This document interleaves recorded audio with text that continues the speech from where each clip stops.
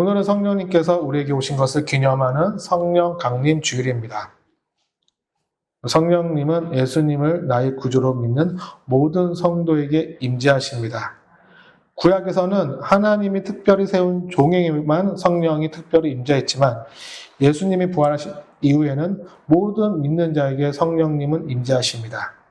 그러기에 성령의 임재는 모든 성도가 누려야 하는 하나님의 은혜입니다. 오늘은 바로 이렇게 우리에게 오신 성령님을 기념하는 성령 강림 주일입니다. 오늘 본문을 포함한 사도행전은 성령님이 우리에게 오신 것을 자세히 말해주는 책입니다.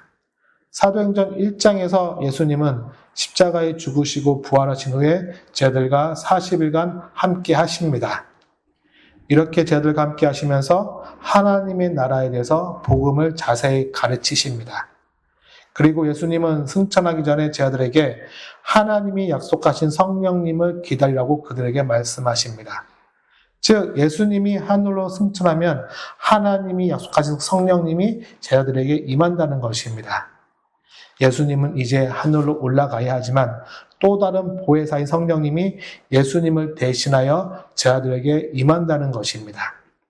그리고 1장 8절에서 성령이 이렇게 임하시게 되면 제자들이 권능을 받을 것이라 예수님은 말씀하십니다. 여기서 말하는 권능이란 무엇입니까? 쉽게 말해서 성령님이 주시는 힘과 능력을 의미합니다. 즉 성령의 임재를 통해서 제자들이 영적인 힘과 능력을 얻게 된다는 것입니다. 그리고 그 힘과 능력을 인해서 온 세상에 예수님을 증거하게 될 것이라 말씀하십니다.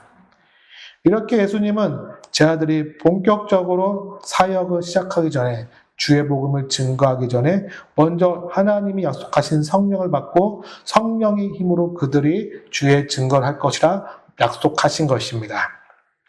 그리고 오늘 본문인 사도행전 2장에서 예수님이 약속하신 성령이 오순절날 제자들에게 드디어 임하게 됩니다. 오순절은 예수님이 하늘로 승천하신 지 10일째 되는 날이며 또한 부활하신 지 50일째 되는 날이 오순절입니다. 즉 예수님이 하늘로 승천하신 지 10일째 되는 그 날에 드디어 약속하신 그 성령님, 제자들이 기다렸던 그 성령님이 제자들에게 임하게 된 것입니다. 바로 오늘이 예수님이 이렇게 제자들에게 강림하신 날이며 우리는 이 날을 기념하여 성령 강림주일로 드리고 있습니다. 그리고 이렇게 제자들은 성령을 받은 후에 그 성령의 권능에 힘입어 예수님 말씀하신 것처럼 그 권능에 힘입어 복음을 전하게 됩니다. 먼저 성령을 받은 예수님의 12사들과 그 위에 많은 제자들이 온 이스라엘에 예수님의 복음을 전합니다. 그리고 그 후에 성령을 받은 사도 바울이 이방인에게도 주의 복음을 전하며 땅끝까지 주의 복음을 증거하게 됩니다. 이처럼 예수님 말씀처럼 성령이 임함으로써 제자들이 권능을 받아 예루살렘과 온 유대와 사마리아와 땅끝까지 이르러 주님의 증인이 된 것입니다. 이처럼 성령의 임재는 예수님의 십자가의 복음이 만백성에게 전파되는 능력의 사건인 것입니다. 성령의 임재를 통해서 드디어 복음은 예루살렘에 머물러 있는 것이 아니라 온 세상에 전파되고 곳곳에 교회가 세워진 것입니다.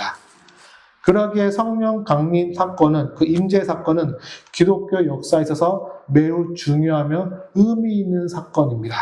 예수님이 이 땅에 오신 그 성탄의 사건만큼 중요한 것이 바로 성령 강림 사건인 것입니다. 그런데 이 성령의 강림, 즉 성령의 임재는 교회와 뗄래야 뗄 수 없는 일입니다. 교회 공동체와 뗄 수 없는 깊은 관계가 있는 것이 바로 성령의 임재 사건입니다. 즉 성령의 임재는 개인의 유익을 위한 것이 아니라 교회 공동체의 유익을 위한 것임을 분명히 우리는 알아야 한다는 것입니다. 그리고 우리는 오늘 본문 말씀 속에서 성령의 임재의 특징 두 가지를 발견할 수 있고 그 특징 속에서 이 성령과 교회가 얼마나 깊은 관계가 있는지를 우리는 배울 수 있는 것입니다. 오늘 말씀을 통해서 성령의 그 임재에 대한 그 의미를 마음속에 새기는 귀한 여러분 되시기를 간절히 소망합니다. 첫째로 성령님은 교회 공동체 안에 임재하셨다는 것입니다. 오늘 본문 1절에서 성령의 임재 사건을 서술할 때 가장 먼저 이렇게 말합니다. 오순절 날이 이미 이름에 그들이 다 같이 한 곳에 모였더니, 이처럼 오순절 날에 예수님의 제자들이 한 사람도 빠짐없이 한 자리에 모여 있게 됩니다. 그런데 그 모인 장소에 성령이 충만하게 그들에게 임하게 되었다는 것입니다. 성령님은 제자들이 흩어져 있을 때, 각자의 집에 있을 때, 각자의 장소에 있을 때 그들에게 각각 찾아가 그들에게 임재하지 않았습니다. 성령님은 언제 임재합니까? 제자들이 함께 모여 있을 때, 그때에 그곳에 그 자리에 충만히 임재하셨다는 것입니다. 그런데 제자들이 이렇게 한 곳에 모인 이 모임이 무엇입니까? 바로 교회의 시작입니다. 초대교회의 시초입니다. 예루살렘 교회는 바로 예수님이 승천하신 후 제자들의 이 모임에서 시작되었습니다. 즉 성령님은 최초의 공동체 모임인 제자들의 모임 가운데 그 자리에 임재하셨다는 것입니다. 제자들이 각자의 집에 있을 때 그때 각각으로 임재하신 것이 아니라 제자들의 교회로 모인 그때 그 장소에 성령님은 그 교회에 임재하신 것입니다. 이것이 우리에게 말해주는 진리가 무엇입니까? 성령의 임재, 성령의 충만한 임재는 성도 개인의 은혜이기 이전에 교회 공동체 전체의 은혜라는 것입니다. 많은 이들이 성령의 임재나 성령의 충만을 성도 개인, 내 개인의 은혜로 생각합니다. 성도 개인이 하나님께 열심히 성령을 구함으로써 받는 것이 성령이다, 성령의 임재다 생각합니다. 그래서 그 성도 개인이 교회 공동체와 상관없이 성령의 임재와 충만함을 누리려 합니다. 내가 개인적으로 성령의 임재와 충만을 누리면 된다고 생각합니다. 그런 생각의 단적인 결과, 예가 무엇입니까? 바로 우리나라에 오래전부터 내려오던 기도원 문화입니다. 기도원 가서 기도하는 것. 지금은 많이 이제 기도원이 없어졌지만 예전에는 정말로 많이 기도원 가서 기도했습니다. 저 역시도 이제 기도원에 대한 추억이 많이 있습니다. 그리고 기도원 가서 우리가 많은 사람들이 무엇을 체험합니까? 성령을 체험합니다. 기도원 가서 내가 성령을 받았다. 기도원 가서 내가 성령을 체험했다. 그런 간증들을 많이 합니다.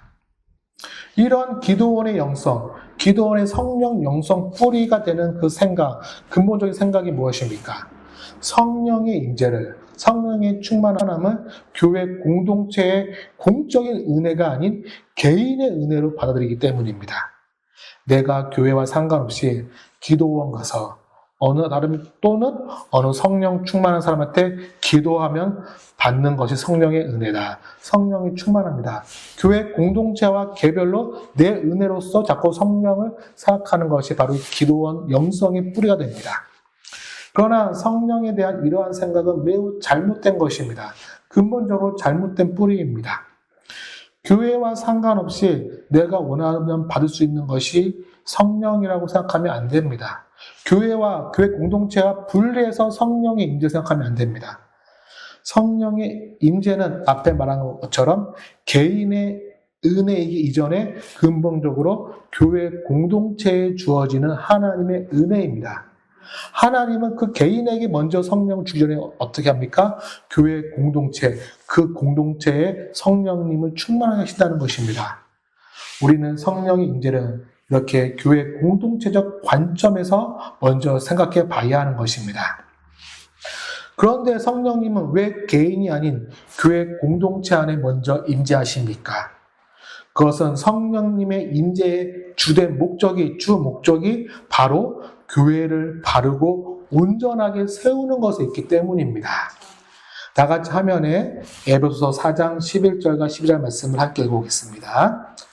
시작. 그가 어떤 사람은 사도로, 어떤 사람은 선지자로, 어떤 사람은 복음 전환자로, 어떤 사람은 목사와 교사로 삼으셨으니 이는 성도를 온전하게 하여 봉사의 일을 하게 하며 그리스도의 몸을 세우려 하심이라. 아멘. 에베소서 4장 말씀은 그리스도인 몸인 교회와 성령의 은사의 간의 관계에 대해서 설명하는 말씀이 에베소 4장 말씀입니다. 성령은 그리스도의 몸인 교회 공동체 안에 임재하여서 각 지체에게 다양한 은사를 주십니다.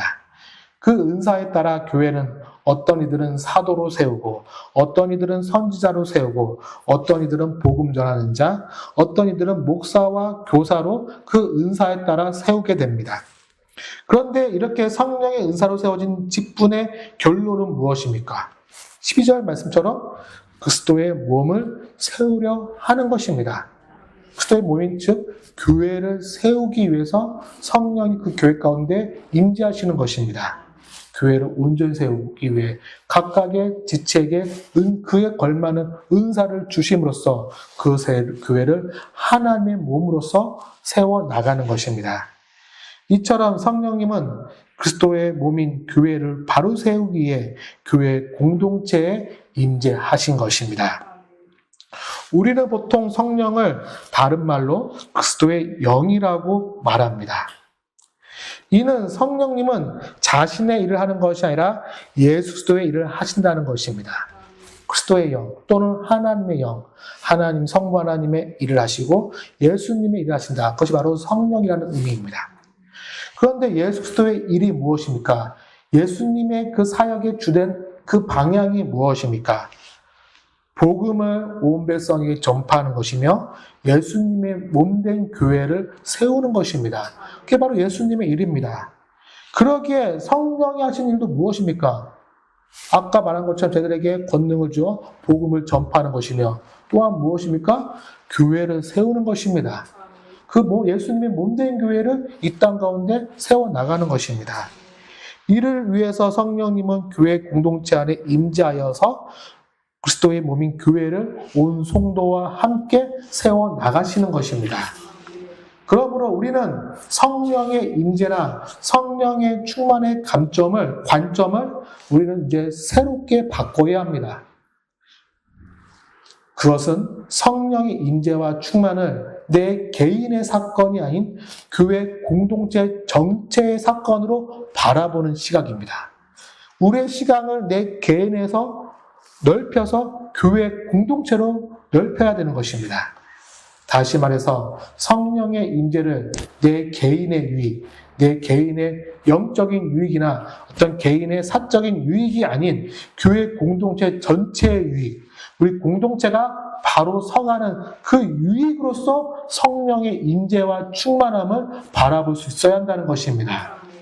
성령의 임재는 교회 공동체가 아니라 공동체가 교회를 바로 세우기 위해서 함께 누려야 하는 교회 공동체의 은혜입니다.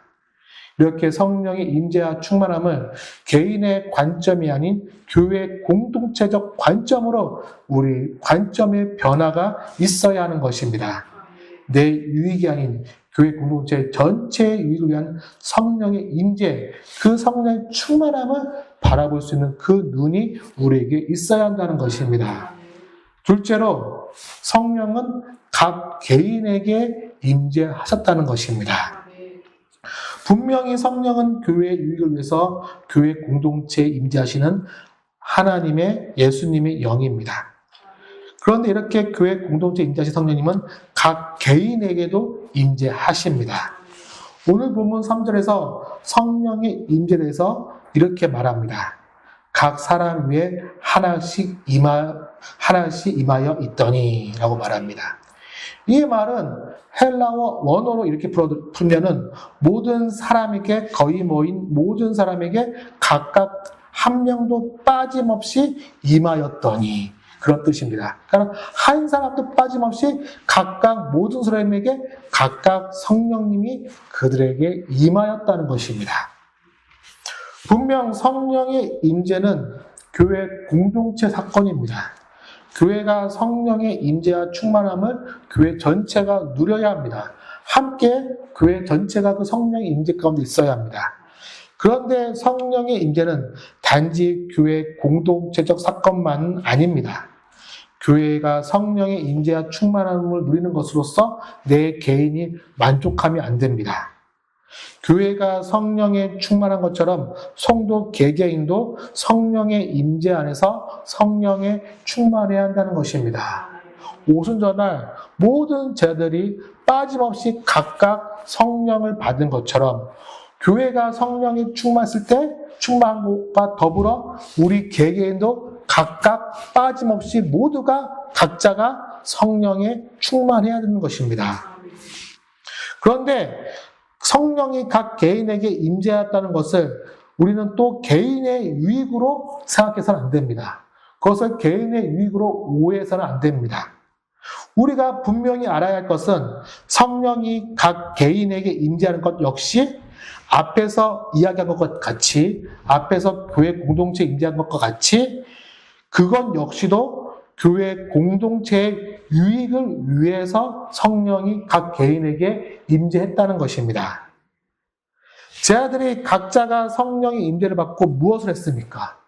흩어져서 자기의 유익을 위해 살지 않았습니다. 그 성령의 임재를 받고 각자가 자기의 사역을 위해 애쓰지 않았습니다. 그들이 성령의 임재를 받고 무엇을 했습니까? 교회를 세웠습니다. 예루살렘 교회를 튼튼하게 만들었습니다. 복음을 전하며 교회를 세워나갔습니다. 각자에게 임한 성령의 능력을 개인의 유익, 개인의 영적인 유익으로 삼는 것이 아니라 교회의 유익으로, 교회를 세우는 것으로 그들이 그 능력을 사용할 것입니다.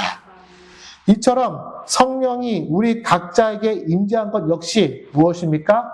교회를 바로 세우기 위해서, 온전히 세우기 위해서 성령님은 우리 각자에게 임재하시는 것입니다. 성령님이 우리 안에 임재하셔서 우리 안에서 하시는 일은 크게 두 가지입니다. 크게 우리는 두 가지로 생각할 수 있습니다. 하나는 성도 개인의 경건을 위해서 성령님은 일하십니다. 쉽게 말해서 성령님 우리를 말씀을 깨닫게 하시고 기도하게 하심으로써 우리의 믿음을 성장시킵니다. 또 우리가 어떤 말이 있죠? 성령의 열매. 그런 경건을 통해서 우리에게 사랑과 온유와 인내와 긍휼의 그런 열매들을, 그 성품을 맺게 하십니다. 그런데 이 경건, 성령의 열매, 성품의 목적이 무엇입니까? 우리 개개인이 이 땅에서 믿는 자로서 칭찬받기 위해서, 믿는 자로서 다른 사람들보다 잘나기 위해서 그렇습니까? 그게 아니죠. 우리가 교회의 지체로서, 우리가 교회의 예수 그리스도의 몸인 그 교회의 한 부분으로서 우리의 믿음이 성장하여 함께 성전으로 지어가기 위해서 성령님이 우리를 거룩하게 하시고 믿음을 성장시키고 우리의 성품을 변화시켜 나가는 것입니다. 우리가 우리의 모진 부분들을, 우리의 모진 그 각진 부분들을 성령님이 깎아내시어 우리를 서로 맞추어서 함께 하나님의 몸으로서, 예수님의 몸으로서, 성전으로서 성령님 우리를 지어 나가는 것입니다. 그리고 성령님은 또 다른 큰 일을 우리에게 행하십니다. 그것은 바로 앞에서 말한 것처럼 성령의 은사입니다. 성령님은 크게 뭐예요? 첫 번째는 우리의 경건, 성품을 변화시키는 성령님이시오. 또 하나는 우리에게 은사를 주시는, 힘을 주시는 성령님이십니다. 우리 각자에게 성령의 은사를 주십니다. 우리가 우리의 힘을 할 수 없는 그 일을 성령님은 자신의 능력으로서 행하게 하십니다. 그런데 그 성령의 은사의 궁극적 목적이 무엇입니까? 그 목적도 무엇입니까? 그것 역시 성도 개인을 위한 것이 아니라 그 개인이 그 능력으로서 개인이 잘 되는 것이 아니라 교회를 위하는 것입니다. 그 은사를 통해서 하나님의 교회를 세워 나가는 것입니다. 이 화면에 짧게 보이지만 잘 안 보이죠? 짧게 보이지만 고린도서 12장 7절에서 바울은 이렇게 말합니다. 각 사람에게 성령을 나타내심은 유익하게 하려 하심이라 라고 말합니다. 고린도서 12장은 아까 에베소 4장처럼 성령의 은사를 얘기하는 은사장입니다. 그런데 바울에서 말하는 성령의 은사는 개인이 아닌 예수님의 몸된 교회를 섬기기 위한 성령의 은사를 말하고 있습니다. 그러니까 고린도서 12장도 뭐예요? 교회를 섬김으로써 필요한 그 성령의 은사들을 말합니다. 바울은 바울 서신에서 몇 번에 거쳐서 성령의 은사를 얘기합니다. 그런데 그 모든 내용들은 다 뭐와 연결되어 있어요? 교회와 연결되어 있어요. 한 번도 개인적인 은사로서 성령의 은사를 말해본 적이 없습니다. 그러기에 7절에서 유익하게 하려 하심이라 할 때 그 유익하게 한다는 건 무엇입니까? 그 개인이 아니라 뭐예요? 교회를 유익하게 한다는 것입니다. 즉 성령님은 각 사람에게 임재하여 나타나서 각 사람에게 각각의 은사를 주심으로써 무엇을 유익하게 한다? 그 개인이 아닌 교회를 유익하게, 다른 말로 교회를 온전하고 바르게 세워 나간다는 것입니다. 이처럼 성령이 각 개인에게 임재하는 것 역시 개인의 유익이 아닌 교회 공동체의 유익입니다. 예수님의 몸된 교회를 바르고 온전하게 세우기 위해서 성도 개개인에게도 성령님이 모든 성도에게 빠짐없이 임재하시는 것입니다. 성도를 거룩하게 하시고 그의 성품을 변화시키고 또한 성령의 은사를 주심으로써 교회를 온전하게 바르게 아름답게 성령님을 세워나가는 것입니다. 그러기에 성령님이 우리 각자에게 임재하셨다 하더라도 그 임재를, 그 충만함을 내 유익으로 나만의 은혜로서 생각하면 안 되는 것입니다. 내게 임재하신 성령 인해 우리의 신앙이 성장하고 또한 성령의 은사를 받음으로써 우리 공동체를 바르게 세워나가는 것으로서 우리는 그 성령의 임재와 충만함을 사용해야 하는 것입니다. 이와 같이 성령님은 교회 공동체 안에 임재하시며 동시에 우리 각자에게도 모두에게 임재하십니다. 그런데 성령님의 이런 임재는 다른 방향과 다른 목적이 있는 것이 아닙니다. 공동체 안에 임재하신 성령님과 우리 각각 개인에게 임재한 성령님이 그 목적을 달리하는 것이 절대로 아닙니다. 모두가 뭐예요? 한 목적입니다. 한 성령님이십니다. 그 모든 임재가 다 뭐예요? 예수님의 몸된 교회를 온전히 세워 나가는 것입니다. 우리 각자의 믿음을 성령을 통해 성장시키고 또한 성령의 은사를 주심으로써 우리 교회 안에 성령을 부으시고 우리 각자에게도 성령님을 부어 주시는 것입니다. 이런 성령의 임재에 대해서 저는 이런 예를 들어보겠습니다. 한번 또 이런 예를 한번 쉽게 설명을 한번 들어보겠습니다. 축구 국가대표팀이 있습니다. 우리나라에 축구 국가대표팀이 있습니다. 이 축구 국가대표팀은 국가대표를 뽑으면 이제 이 사람은 자기 개인을 위해서 축구하지 않습니다. 축구 국가대표팀은 이제 누굴 위해서 이제 경기를 합니까? 나라를 위해서, 그 팀을 위해서 안에 태극 마크를 달고 국기 선양을 위해서 이 나라의 영광을 위해서 축구를 열심히 합니다. 그런데 이 축구 국가대표팀이 훈련할 때 두 가지 방법을 훈련합니다. 모르셨을 거예요. 두 가지를 해요. 하나는 함께 팀 훈련을 해요. 함께 팀 모여서 훈련합니다. 이 팀 훈련하는 이유가 무엇입니까? 당연히 팀의 승리를 위해서 훈련하는 것입니다. 함께 모여서 함께 이 팀이 다른 나라와 경기에서 승리하기 위해서 열심히 함께 훈련합니다. 함께 모여서 호흡도 맞추고 전술도 짜고 함께 이렇게 서로 맞춰가면서 실제 경기를 해가면서 훈련합니다. 이렇게 함께 훈련하면서 팀 전체의 경기력이 높아집니다. 하나가 되어갑니다. 다른 나라와 시합할 때 이 함께 훈련하는 걸 통해 가지고 그 나라와 잘 경기할 수 있도록 우리나라가 이길 수 있도록 이렇게 훈련해 나갑니다. 그런데 이 국가대표는 개인적으로도 굉장히 훈련을 많이 합니다. 그러니까 이 국가대표팀들은, 이 프로 선수들은 팀을 훈련하지만 각자가 또 혼자 훈련을 굉장히 많은 시간 훈련합니다. 혼자서 어떠한 자기가 또 웨이팅이 필요한 사람들은 훈련하고, 또 수비수들은 혼자 또 수비 훈련하고, 골키퍼는 또 혼자 또 골키퍼 연습하고 하면서 각자 혼자 또 개인의 기량을 위해서 훈련을 합니다. 그런데 이렇게 개인을 위해서 훈련하는 그 이유가 무엇입니까?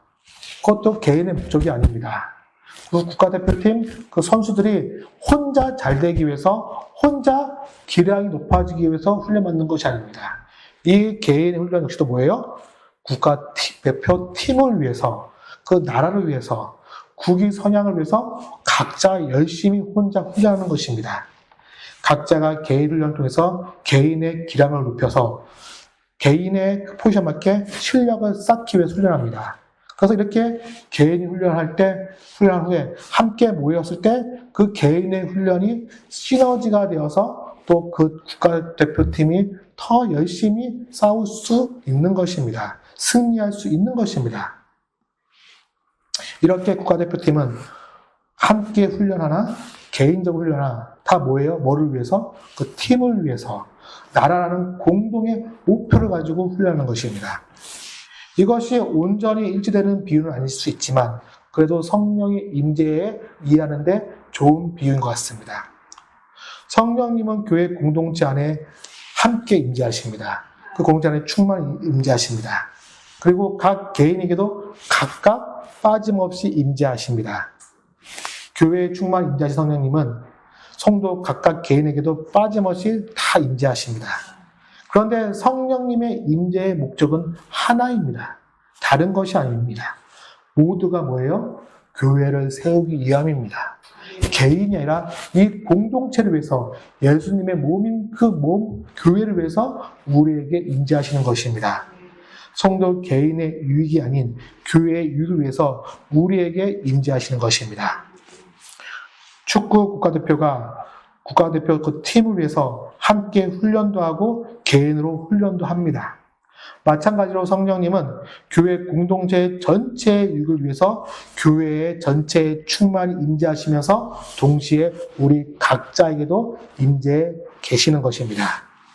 교회의 유익을 위한 성령님의 임재와 성도의 개인의 유익을 위한 성령의 임재가 따로 있는 것이 아닙니다. 어떤 성령님의 임재는 교회를 위한 것이고 어떤 성령님의 임재는 나만을 위한 임재는 없습니다.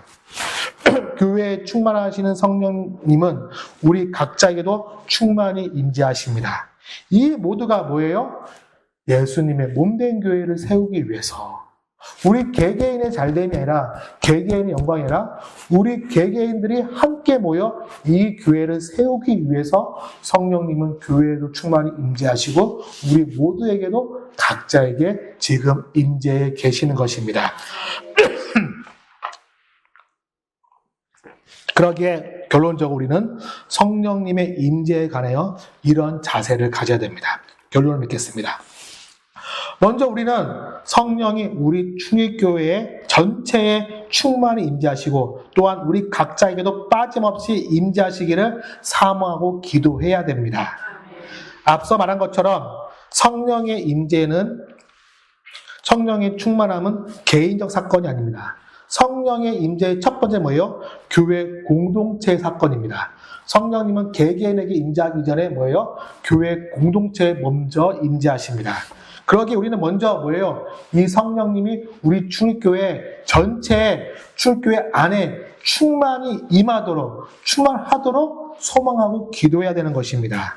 온 교회가 함께 성령의 임재를 기도하며 우리 충익교회가 성령의 충만한 교회가 되기를 기도해야 되는 것입니다. 그리고 교회는 물론 우리 각자도 성령의 임재와 충만이 있기를 기도해야 되는 것입니다. 나는 물론 옆에 있는 다른 사람도 빠짐없이 모두가 성령의 임재를 받기를, 성령의 충만에 이르기를 함께 기도해야 되는 것입니다. 그리고 우리는 성령의 임재와 충만에 대한 생각을, 그에 대한 생각을 개인의 영적인 유익이 아닌 교회 공동체가 바로 서고 유익을 얻는 것으로서 우리의 생각을 넓혀 가야 한다는 것입니다. 성령의 임재와 충만은 그것 자체가 목적이 아닙니다. 성령 충만한 것 자체가 성령 충만의 목적이 아닙니다. 그리고 내 개인의 유익만을 위한 것도 성령의 충만함의 목적이 아닙니다. 하나님이 우리에게 성령님을 주신 주된 목적은 무엇입니까? 예수님의 몸된 교회를 세우는 것입니다. 성령의 나의 임재와 성령의 충만함과 교회가 세워지는 것과는 분리될 수 없습니다. 우리가 성령이 충만하다면, 우리 교회가 성령이 충만하고 내 개인이 성령을 받았다면 우리는 어디에 힘을 써야 됩니까? 교회가 온전히 세워져 가는데 우리의 충만함을 사용해야 되는 것입니다. 그러기에 우리는 성령의 임재와 충만을 내 영적인 유익을 넘어 교회 공동체 전체의 유익으로 확장해 나가야 하는 것입니다. 물론 우리는 성령의 인도를 통해서 우리 자신이 변화됩니다. 내 개인적 유익도 있습니다. 우리의 성품이 변화됩니다. 하지만 그것의 궁극적 목적도 무엇입니까? 내가 교회의 지체로서 그 교회의 한 부분으로서 세워져 나가는 것입니다. 나의 변화 역시도 뭡니까? 교회의 유익인 것입니다. 그 관점으로 우리는 성령님의 임재와 충만함을 바라봐야 하는 것입니다. 올해는 안타깝게도 한날에 성령님도 오시고 석가모니도 왔습니다. 그러나 석가모니는 부처님이라고 하면 또 여러분들이 또 뭐라고 할까봐 석가모니는 지금 사람들에게 아무런 영향을 주지 못합니다. 좋은 말씀은 많이 하셨죠. 불경 보면 좋은 말 많이 있죠. 불경에 나온 얘기 중에 다 우리가 교훈 삼아야 될 말들 얼마나 많이 있습니까? 하지만 지금 석가모니가 우리에게 영향을 주고 있습니까? 그가 직접 우리에게 어떠한 힘을 줍니까? 주지 못합니다. 그냥 오래전에 태어나서 좋은 말을 남긴 그냥 죽은 사람입니다. 하지만 성령님은 지금도 우리와 함께 가십니다. 오래전에 왔다가 사라진 어떤 분이 아니라 지금도 우리 교회 안에, 또한 내 안에 하나님의 역사를 만들어 가신 분이 바로 성령님인 것입니다. 그러기에 우리는 지금도 우리 안에 살아서 역사하시는 성령님을 간구해야 됩니다. 우리 공동체가 성령님으로 충만하기를, 그리고 또한 우리 각자도 빠짐없이 성령에 충만하기를 늘 간구해야 되는 것입니다. 이처럼 우리 출교가 성령 강림주를 맞아 더욱더 성령에 충만한 교회 되기를 소망합니다. 그리고 우리 모두가 한 사람도 빠짐없이 성령의 임재와 충만함을 누리게 되기를 간절히 소망합니다. 그로 인해서 우리 각자가 성령께 받은 은사에 따라서, 그 능력에 따라서 주의 몸된 교회인 주의 교회를 바르게 세워나가는데 큰 능력이 되는 우리 여러분들 되기를 간절히 소망합니다. 아멘.